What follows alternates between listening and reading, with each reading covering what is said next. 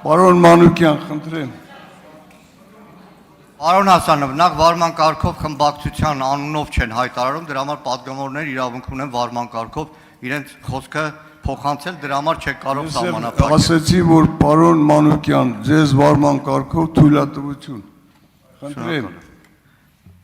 Խմբակցությունով չի, ամեն պատգամավոր իրավունք ունի։ Պարոն Հասանով, նախորդ ազգային ժողովում դուք այստեղ նստած եք, մեր գործընկեր պատգամավորներից որոշները բանտում էին։ Այսօր էլ դուք ստեղ նստած եք, մեր գործընկեր Արթուր Սարգսյանը էլի կալանքի տակ է, քաղաքական հետապնդման տակ է։ Նախորդ ազգային ժողովում գլխավոր դատախազը եկավ կեղտ, սուտ հայտարարություններ, սուտ մեղադրանքներ հնչեցրեց Արթուր Սարգսյանի նկատմամբ եւ նախորդ ազգային ժողովը տվեց իր համաձայնությունը։ Նոր ազգային ժողովը ձևավորվել, բայց այս քաղաքական իշխանության ենթակա դատական համակարգը,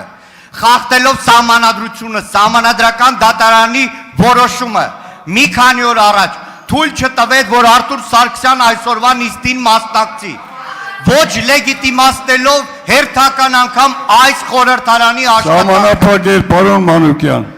Պարոն Հասանով, դուք գոնե լավ գիտեք բանտարկյալներն ինչ են։ Դեր հայրենակիցներից հասարները այսօր Թուրքիայի բան…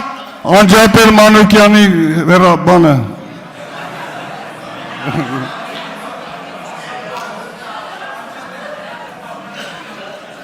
Պարոն Մանուկյան, Սարգսյան Արթուրը արդեն շուրջ մի տարվա ընթացքում մի տարի է, որ նստած է,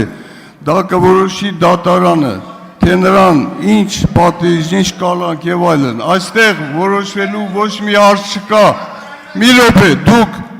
կընտրենք ազգային ժողովի նախագահ, կընտրենք տեղակալներ, որոնցից մեկը կլինի ձեզանից։ Դրանից հետո արդեն մշտական հանձնաժողովի նախագահներ կընտրվեն եւ վերջապես կլինի ազգային ժողովի խորհուրդ,